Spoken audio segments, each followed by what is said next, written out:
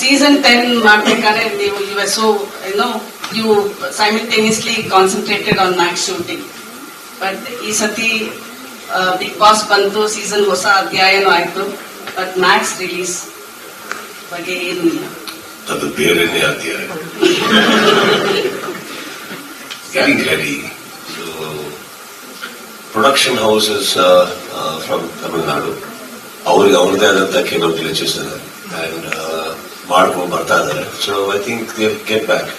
Cinema ನಮ್ ಕಡೆ ಏನಾಗಬೇಕು ಎಲ್ಲ ಕಂಪ್ಲೀಟ್ ಮಾಡಿದೀವಿ, ಚೆನ್ನಾಗಿದೆ. I think they come. I think ಎಲ್ಲಾದ್ರದ್ದು ಅಂತೆ ಕಂತೆ ರಿಲೀಸಸ್ ಎಲ್ಲ ನೋಡಿ, because they want to release all over India, they are taking some time on that. That's all. Is there a difference or something, sir?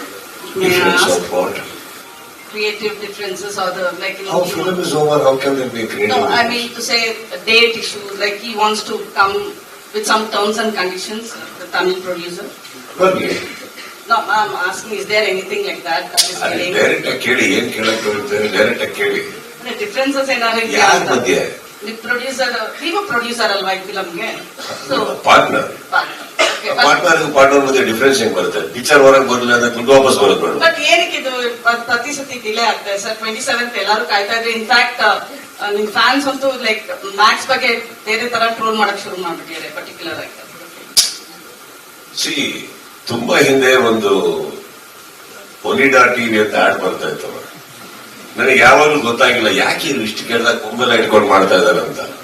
It's said like, neighbors and their owners' pride. That's when I got to know every negative publicity is also publicity at times.